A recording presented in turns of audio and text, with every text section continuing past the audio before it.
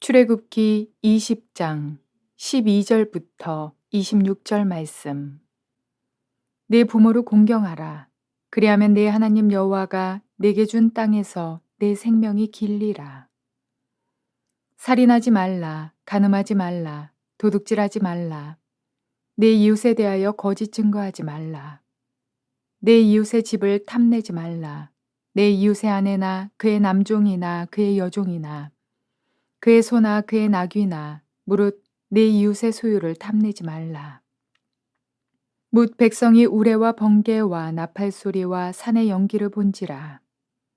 그들이 볼 때에 떨며 멀리 서서 모세에게 이르되 당신이 우리에게 말씀하소서. 우리가 들으리이다. 하나님이 우리에게 말씀하시지 말게 하소서. 우리가 죽을까 하나이다. 모세가 백성에게 이르되 두려워하지 말라. 하나님이 임하심은 너희를 시험하고 너희로 경외하여 범죄하지 않게 하려 하심이니라. 백성은 멀리 서 있고 모세는 하나님이 계신 흑암으로 가까이 가니라. 여호와께서 모세에게 이르시되 너는 이스라엘 자손에게 이같이 이르라. 내가 하늘로부터 너희에게 말하는 것을 너희 스스로 보았으니 너희는 나를 비겨서 은으로나 금으로나 너희를 위하여 신상을 만들지 말고 내게 토단을 쌓고 그 위에 내 양과 소로 내 번제와 화목제를 드리라. 내가 내 이름을 기념하게 하는 모든 곳에서 내게 임하여 복을 주리라. 네가 내게 돌로 제단을 쌓거든 다듬은 돌로 쌓지 말라. 네가 정으로 그것을 쪼면 부정하게 함이니라.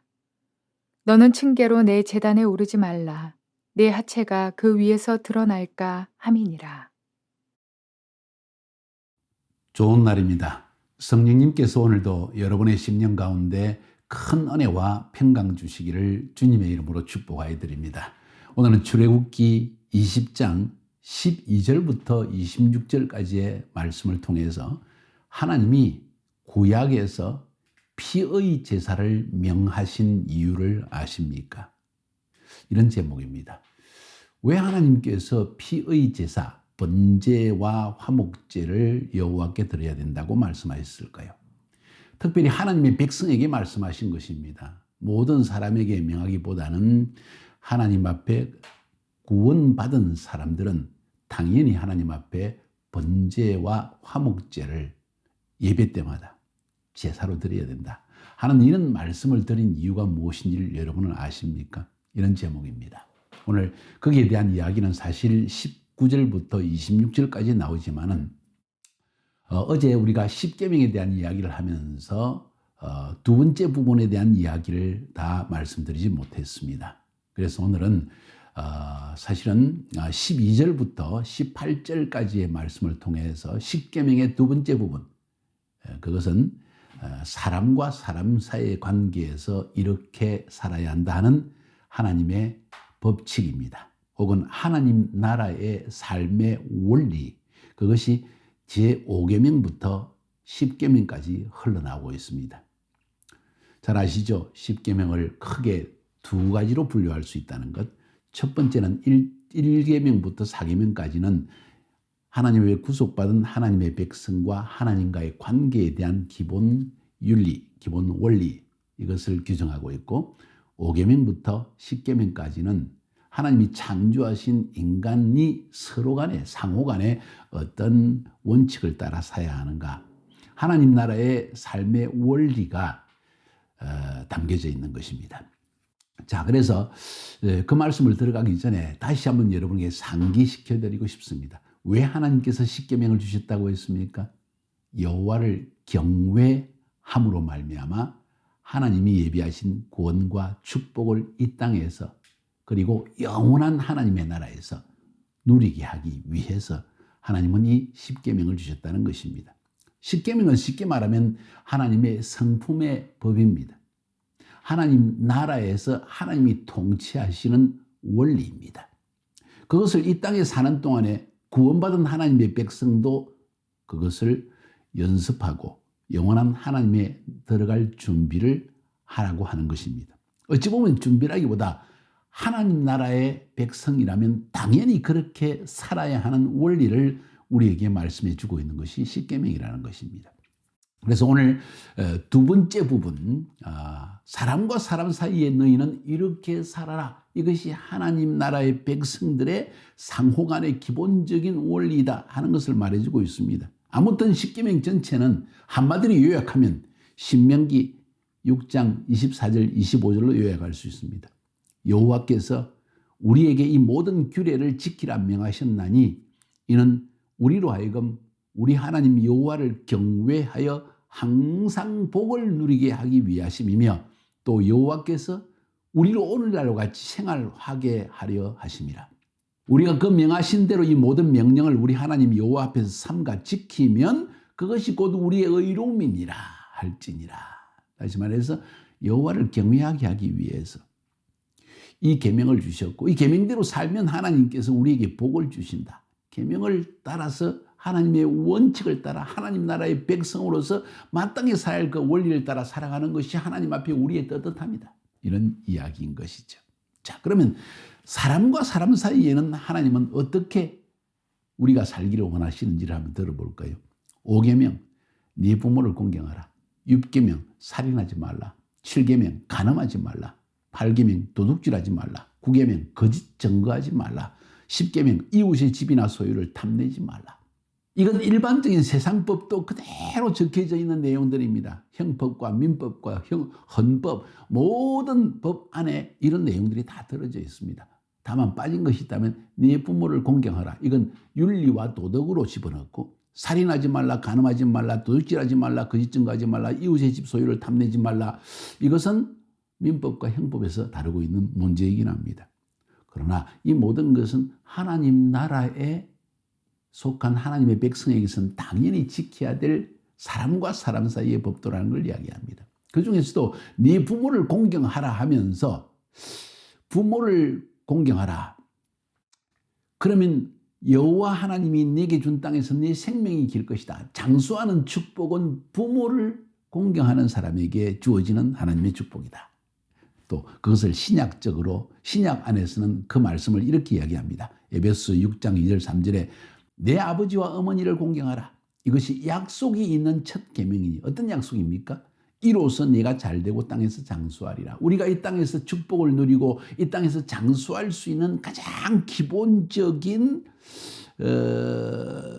삶의 형태가 무엇이냐? 그것은 부모를 공경하면 하나님이 이 땅에서 잘되게 형통하게 해주시고 또 이 땅에서 병들지 않고 장수하게 축복을 주신다. 그런 말씀입니다.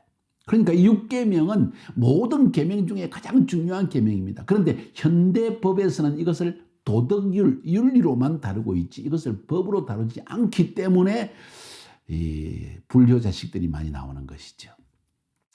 저는 하나님께서 훨씬 더 지혜로우시고 하나님께서 인간의 권위 질서를 가정에서부터 세우기 위해서 이 부모 공경에 대한 법 그리고 그것을 축복의 약속과 장수의 약속으로까지 연결시켜 주시다고 저는 그렇게 믿고 있습니다. 얼마나 귀중하면 약속 있는 유일한 계명 그것은 네 부모를 공경하라. 이것은 하나님께서 귀중히 여길 뿐만 아니라 하나님 나라에서 가장 중요한 원칙이 바로 이 부모 또 우리보다 연로한 자들에 대한 우리의 삶의 태도 이것을 하나님이 굉장히 귀중히 여기신다는 것을 말해주고 있는 것입니다. 그 다음 그 이외에 살인, 간음, 도적질, 거짓말, 남의 것을 탐내가지고 훔쳐가는 것 예를 들어서 이런 모든 일들은 일반 법에서 다루고 있고 우리 하나님의 형상대로 지음받은 인간의 양심 안에는 반드시 들어있는 내용들입니다. 모두가 이것은 긍정하는 내용입니다. 그런데 세상의 마지막으로 나아갈수록 점점 이런 기본 원리가 흐트러지기 시작하고 윤리와 도덕이 사라지기 시작하고 살인하지 말라, 간음하지 말라, 간음이란 말의 개념이 없어지기 시작하고 도적질 일상적으로 일어나기 시작하고 거짓말하는 것 나의 유익을 위해서는 대충 거짓말하는 것이 다 용납되어지는 사회. 남의 것을 탐내가지고 원하면 어떤 방법으로든지 내 것으로 소유하고 마는 악한 세대가 점점 되어져 가고 있다는 것을 인식할 필요가 있습니다. 10계명 우리에게 복을 주시기 위한 것입니다. 이렇게 살아가는 것 하나님을 경외하는 하는 삶의 모습입니다. 그렇게 하셔서 정말 하나님이 예비하신 축복을 누리고 이 땅에서 장수하는 여러분이 되기를 주님의 이름으로 축복합니다. 자, 이제 사실은 오늘 본문의 제목의 핵심적인 부분으로 들어갑니다. 하나님이 구약에서 피의 제사를 명하신 이유를 아십니까? 라고 했습니다. 자, 20장에서는 1절부터 18절까지는 십계명에 대한 이야기가 나오고 19절부터 26절까지에서는 제사에 대한 기본법을 우리에게 설명해 주고 있습니다. 제사에 대한 기본법.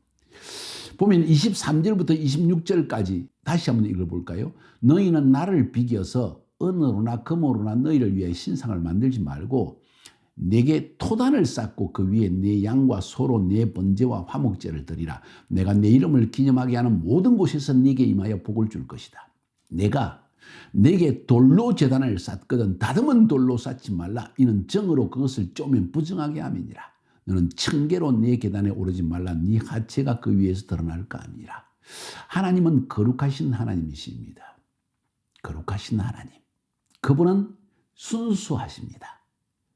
첨가되는 것을 원치 않습니다. 인간적인 모습, 자기의 방법대로 하나님을 섬기는 것을 원치 않습니다. 그래서 하나님께서 하나님께 나아가는 자, 예배하는 자에 대한 기본 태도를 설명하고 있다고 생각합니다. 첫 번째, 우상을 만들지 말라. 앞에서도 이미 10계명에서도 두 번째 계명에서 나온 이야기입니다. 내 형상을 만들지 말라. 나를 제한하지 말라는 것입니다. 인간이 원하는 모습대로 나를 만들지 말라는 것입니다. 우상을 만들면 완전하시고 거룩하시고 전능하신 하나님의 모습을 아무리 형상으로 은으로 금으로 번쩍이는 다이아몬드를 칠갑을 해서 만든다 할지라도 그 하나님의 완전한 모습을 만들 수 없고 결국은 그것은 하나님을 제한하는 것이 되는 것이기 때문입니다.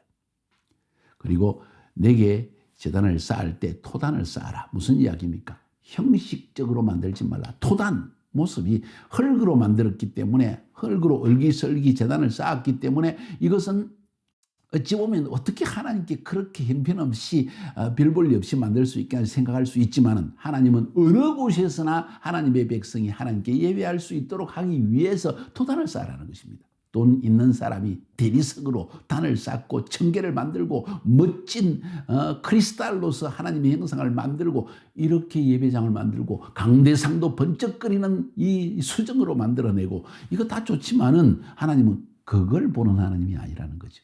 토단으로 쌓아라.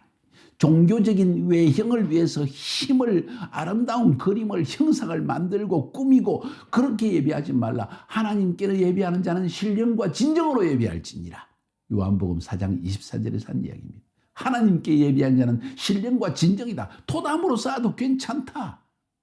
마음과 정성을 다하여 나에게 나와 예배하라. 그런 이야기가 아닐까요? 토단으로 쌓고 그 위에 너의 양과 소로 너의 번제와 화목제를 드리라. 번제와 화목제 이것은 모두 짐승의 피를 잡아서 번제 그 몸은 다 짐승의 몸은 태우고 피를 하나님께 뿌림으로 말미암아 주님 나 같은 죄인은 피를 흘려 죽을 수밖에 없는 죄인이지만 하나님께서 어린 양과 같은 메시아 겸손하고 조용하고 자신을 드러내지 아니하는 이 메시아 예수 그리스도를 보내셔서 그가 흘린 피로 나는 구원함을 받았습니다. 나는 정말 하나님 앞에 설 수 있는 자격이 없는 존재이지만 어린 양 피 예수 그리스도의 십자가의 피의 공로로 나는 주님 앞에 나아갑니다. 이제는 내 삶을 주님 앞에 마치 번제로 태우듯이 다 던지며 헌신하며 살기를 원합니다. 이게 번제입니다. 화목제는 무엇입니까? 그것은 하나님과 인간 사이에 화목하기 위해서는 피가 필요하다는 것입니다. 동일한 이야기입니다. 하나님과 화목한 자만이 예배를 드려야 될 것이다 하는 이야기입니다. 다시 말해서 피의 죄사함에 대한 믿음이 있어야 된다는 거예요. 예수 그리스도의 피로 나는 제사함을 받다는 확고한 믿음이 있는 자만이 하나님께 예배할 자격이 있다. 제사를 드릴 때는 이렇게 해야 된다 하는 이야기를 오늘 본문은 말하고 있는 것입니다. 여러분 굉장히 중요한 이야기입니다. 구약 성경에서 말하고 있는 모든 제사라는 표현은 오늘날 신약적으로 예배라는 말로 표현할 수 있는데, 이 예배는 나는 어린 양의 피로 구속함을 받은 흉악한 죄인이지만은 예수 그리스도 흘리신 십자가의 피로 구원함을 받은 사람입니다. 여기에 진정한 겸손의 출발점이 있다는 것입니다. 나는 죄인이었고, 나는 부족한 자였고, 나는 하나님을 대적한 자였고, 나는 사람 앞에도 온전치 못한 자였고, 나는 십계명 앞에, 십계명이라는 거울 앞에 선 나의 모습은 죄인입니다 하는 것을 고백하는 자만이 진정한 예배자라는 것을 성경은 말하고 있는 것입니다. 여러분은 어떻습니까?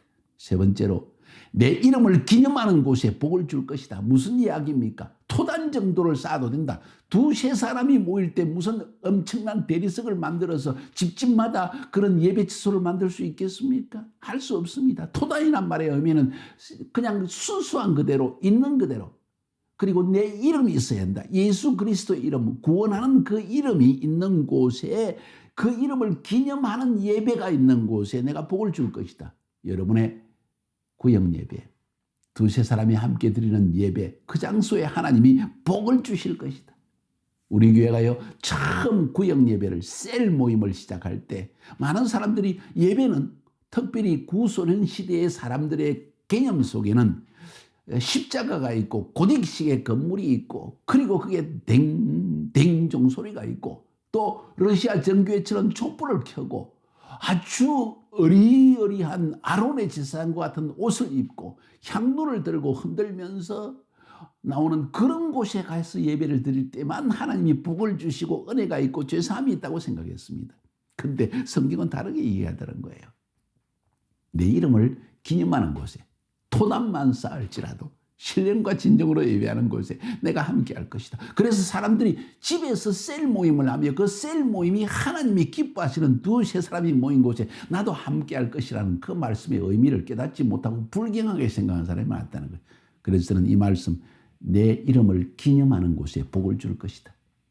주 예수 그리스도의 이름으로 두세 사람이 모이기만 해도 하나님이 축복이 임한다. 여러분이 예배드리는 그 가정 예배, 여러분이 가정에서 드리는 셀 모임의 예배, 그곳에 하나님은 함께 하시고 복을 주신다는 말씀을 강력하게 선포했고 믿음을 심어주었고, 이것이 하나님의 기뻐하시는 뜻이라고 전했고, 그것이 바로 하나의 우리 교회의 셀 모임이, 구역 예배가, 가정 예배가 성공하게 되는 신학적 기초가 되었다는 사실입니다. 만약 오늘날 한국 교회에서도 이런 셀 모임에 대해서, 가정 예배에 대해서 신학적으로 문제를 삼는 사람이 있다면 이 사람 진짜 이상한 사람입니다. 그런 신학자가 있다면 회개해야 됩니다. 하나님은 토단을 쌓은 곳이라 할지라도 두세 사람이 예수 그리스도의 이름을 기념하기 위해서 모이기만 해도 그곳에 복을 주시고 그 예배를 받으신다는 것입니다. 보십시오. 오늘 출애굽기 20장 19절부터 26절까지의 말씀은 무슨 이야기입니까? 예배에 대한 이야기입니다. 내가 너무 흥분했나요? 너무 중요한 말씀이기 때문에 사랑하는 여러분, 확신을 가지세요. 이제는 단순히 으리으리한 성전을 짓고 스트라이트가 있고 그리고 크리스탈 강대상이 있고 엄청난 성가대가 있고 다 좋습니다. 나쁜 것 없습니다. 함께 모이는 것 필요합니다. 이스라엘 백성들 1년에 세 차례는 모든 백성들이 예루살렘 성전에 모여서 예배드렸다고 했습니다. 신약적으로도 성전에서 모여서 예배드리고 집에서 함께 예배를 드렸다고 했습니다. 맞습니다. 성전 필요합니다. 그러나 집에서 드리는 이 셀 모임과 여러분의 이 가정 예배를 기중히 여기지 않는다면 여러분은 절반을 절반이 아니라 80%, 90% 이상의 삶을 잃어버린다는 것이죠. 가정 예배를 회복하세요. 셀 모임을 회복하세요. 하나님은 모든 성도들이 셀 모임의 리더가 되기를 원하시고 거룩한 하나님의 왕 같은 제사장이 되기를 원하신다는 것입니다. 목사님을 존중하고 교회를 존중하고 그리고 교회 중심으로 질서 있는 삶을 살리는 마음의 태도는 좋지만 여러분 자신이 하나님의 사역자로서의 인식이 부족해서 나도 모임을 인도할 수 있다는 생각이 부족하다면 이건 뭔가 정체성에 문제가 생긴 것입니다. 여러분은 왕 같은 제사장입니다.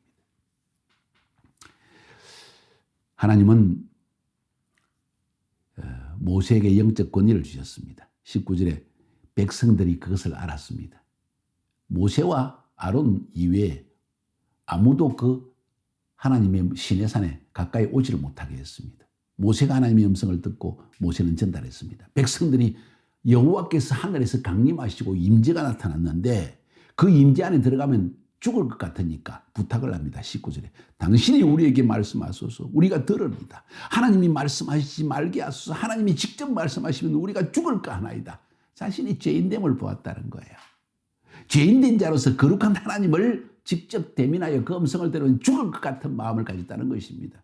맞는 이야기입니다. 다른 말로 표현하면 하나님은 그가 세우신 모세에게 영적 권위를 주시는 것입니다.